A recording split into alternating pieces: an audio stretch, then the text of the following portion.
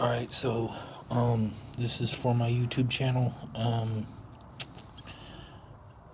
For those of you who don't know, I have schizophrenia and I'm going through hard times. So maybe you can tell me in the comments or such if this sounds delusional or not, but it's also because I'm a little bit fatigued, having to do with what's in this writing. I put in pretty much what it's about, is the reason why I'm feeling fatigued, and explains in there all the details. So I wrote it down again, like I did the last post about the depression feelings, and wrote the Hebrew letters and posted those as well. And so I'm going to read my deal that I'm sharing with you. So it goes. I'm posting this because I have been putting a lot of effort into the topic I am posting about. I first started reading the Bible at age 22 and have been doing that or the equivalent ever since. Doing it more frequently the longer that I spend engaged in the process. I choose to consider the amount of times I have read the Bible being 5, for the reason that I feel that the 6th time was propelled by the desire to beat my friend at him telling me he had read it 5 times, that is. And I felt that unless I completed it for the next time, that I really wouldn't be considered beating him, because in my opinion he assisted me. So continuing on, I began again with a mix between reading and listening to someone read it to me on an application on my phone on one account, and writing it on another. That's writing it. My point to posting this is not to gloat about how much I have read, the amount of time put into reading, or to try and show any size of grandiosity in everything that I have taken from reading the Bible. The Bible has its own place, and I am not here to try and steal it, but be a messenger of the truth concealed within its pages. If you don't believe in the Bible, that's okay. You don't have to. But if you ever want to know what's inside its pages, it's there if you want it. If you want my opinion, it has been quite interesting. It has been like me as a child on a merry-go-round with as many rides as I want.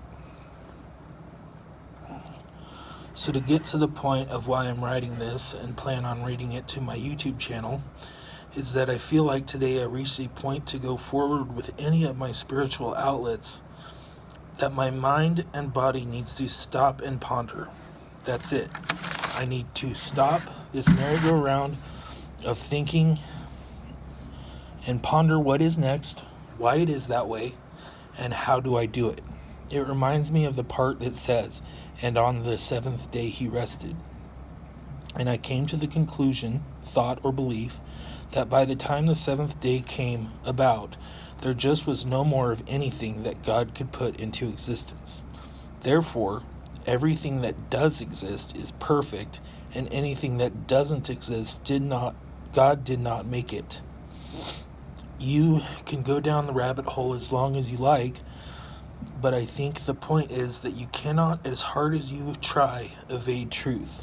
I go down rabbit holes too, but truth is always there, and it is perfect, so there is no need to worry if I'm going to make it to the other side or not. It always happens, or so I believe.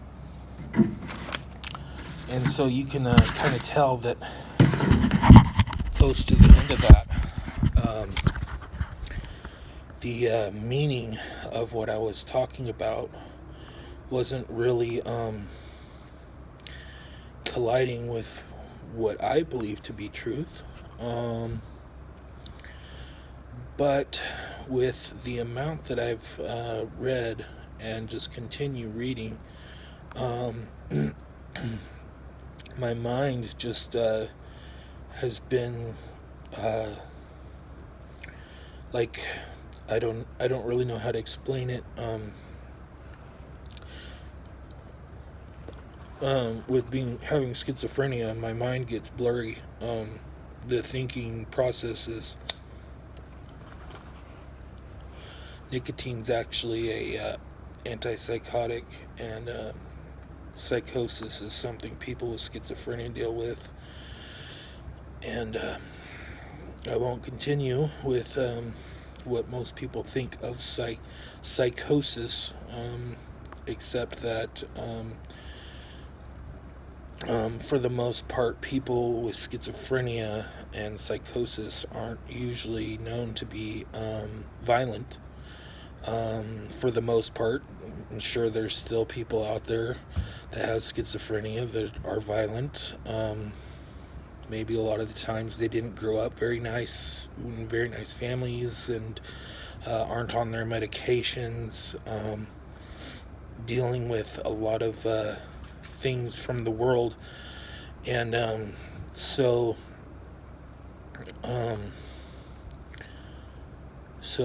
like I was talking about, my brain just getting foggy. Reading the Bible can be tiresome, especially since writing it takes a lot of concentration. And I actually started writing it left-handed, and was doing that in the book of Psalms, because the book of Psalms actually means songs. And so I thought that was a good one, because I like to write and listen to music at the same time. People might think something strange about this, but not a lot of the time. It's not always Christian music. I think Jesus created everything for its own purpose. And so just spending all that time got me all bogged down. And today I felt like I had to just, excuse me, rest and just kind of refocus, because just taking in a lot of information, a person's mind can only stand so much. And I enjoy life today. It was talking about my spiritual outlets. One of my spiritual outlets is Alcoholics Anonymous. I don't mind people knowing that. Basically because I want to be an honest person, and if people are going to use my honesty against me, then more power to me, I guess. God looks highly upon people that are afflicted in His name. So that's a positive thing for me. Anyway, my time is getting to about 8 minutes and 32 seconds.